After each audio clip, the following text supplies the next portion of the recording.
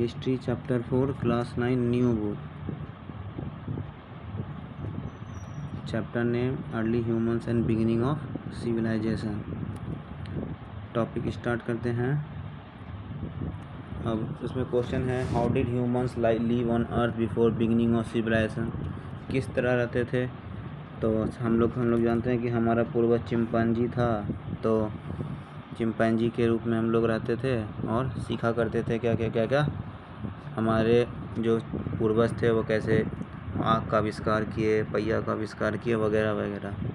फिर दूसरा, how did human communicate before writing was invented. तो वो लोग इशारे से बात क्या करते थे। उनका एक कोडिंग लैंग्वेज होता था।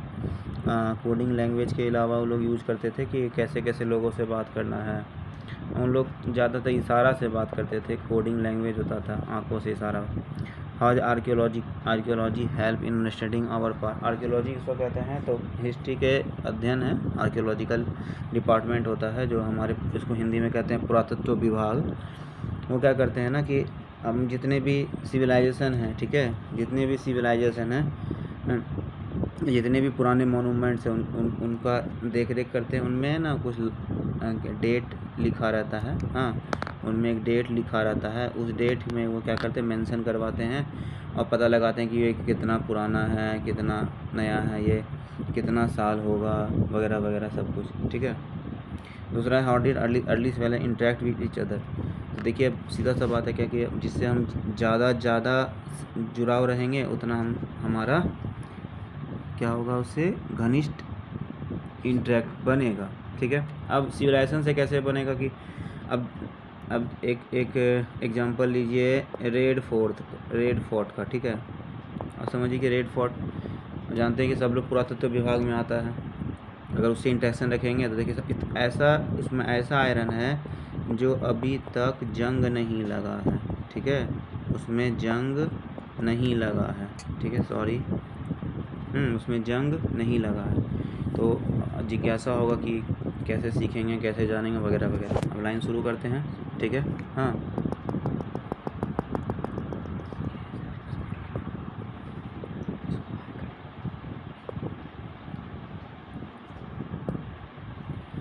अब लाइन बाय लाइन पढ़ते हैं। In previous grade we have studied the history of various kingdom, empire also learn about civilization. देखिए एक मिनट, एक चीज़ छूटी है। एक टर्म है जिसका नाम है सिंधु सरस्वती सिविलाइजेशन, ठीक है। अब सिंधु सरस्वती सिविलाइजेशन क्या है, ये सबसे मॉडर्न सिविलाइजेशन है। ये सबसे मॉडर्न सिविलाइजेशन है, ठीक है। ये वाला जो लाइन है ना, ये वाला, हाँ, इसको ध्यान रखिएगा। ये मॉडर्न सबसे सिविलाइजेशन है, मॉडर्न सिविलाइजेशन है। मॉडर्न सिविलाइजेशन मतलब कि इनसे बहुत कुछ सीखे हैं, इनसे बहुत कुछ सीखने मिला, वैदिक ज्ञान मिला हम लोगों को, और किस चीज़ का उत्पत्ति कहाँ से हुआ है उनका उल्लेख सब कुछ में है। That mention in all the Saraswati and Sindhu civilization. However, the history of humanity goes back much further. In this chapter, we will explore who are earliest ancestor. Ancestor means होता हमारे पूर्वज कौन थे, कौन थे। तो अब देखेंगे what kind of food they are, अब कैसा खाना खाते थे, कैसे रहते थे, वगैरह वगैरह, ठीक। The period before the development writing understood। अब हम लोग पढ़ तो रहे, लेकिन का मेंशन कहाँ है, हाँ, इसका मेंशन कहाँ पे है, तो इस चैप्टर में यही पढ़ना है, ठीक है। One of the earliest known writing system is associated with the Sindhu. फिर आया, देखिए एक चीज़ आ गया ना आपको, एक चीज़ आ गया कि Sindhu Saraswati civilization also know Hindu valley civilization. ये क्वेश्चन इंपॉर्टेंट हो जाएगा आप लोग के लिए, इसको स्टार मार्क्स कर लीजिएगा, ठीक है। कि क्वेश्चन पूछ सकता है हिंदू सिविलाइजेशन को और किस नाम से जाना जाता है, तो बोलेगा सिंधु सरस्वती, या बोलिएगा सिंधु सरस्वती सिविलाइजेशन को किस नाम से, तो हिंदू वैली सिविलाइजेशन के नाम से जाना जाता है, ठीक है। और क्या नाम से, हड़प्पा। देखिए यहाँ नाम आया Harappa civilization. Writings and engravings found in objects such as सीज एंड पोट्री। अब देखिए ना कि पोट्री मतलब वो मिट्टी के बर्तन बने होते थे, ठीक है, उनका आविष्कार वहाँ हुआ था, ठीक। और हम Harappa and used as pictographic मतलब कि अब कुछ हम आकृति बनाएं, ठीक है, आकृति बनाएं और उसमें कुछ चिन्ह दे दिए कि हम इसको पहचानने का तरीका हो गया वगैरह वगैरह, ठीक। However, it is not even described as described as a result. We will understood Harappan script also refer to Sindhu लिपि। अब जो भी हम जैसे अभी ब्राह्मी लिपि लिखते हैं, देवनागरी लिपि लिखते हैं, तो उस समय तो उस समय कौन सा लिपि चलता था, तो बोलते हैं सिंधु लिपि चलता था।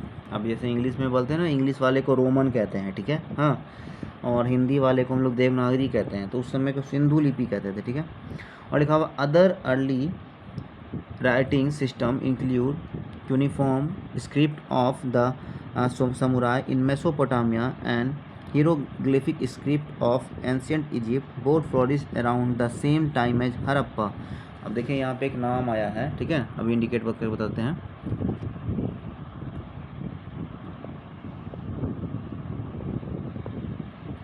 हाँ, नाम आया है हड़प्पा सिविलाइजेशन का। किसका नाम आया है जी?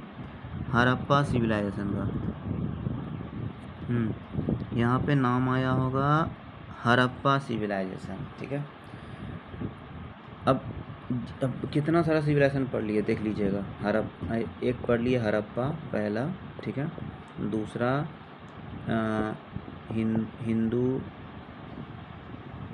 हिंदू वैली सभ्यता, ठीक है, और तीसरा है सिंधु सरस्वती सिविलाइजेशन। 3 पढ़ लिए, ठीक है।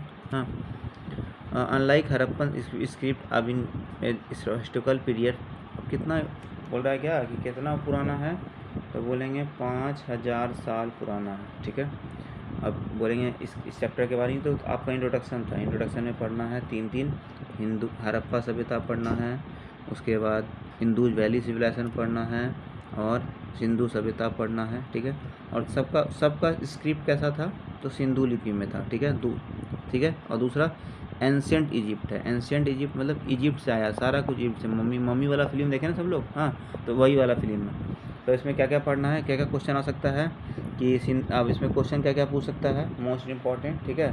तो मोस्ट इम्पॉर्टेंट क्वेश्चन क्या हो सकता है, तो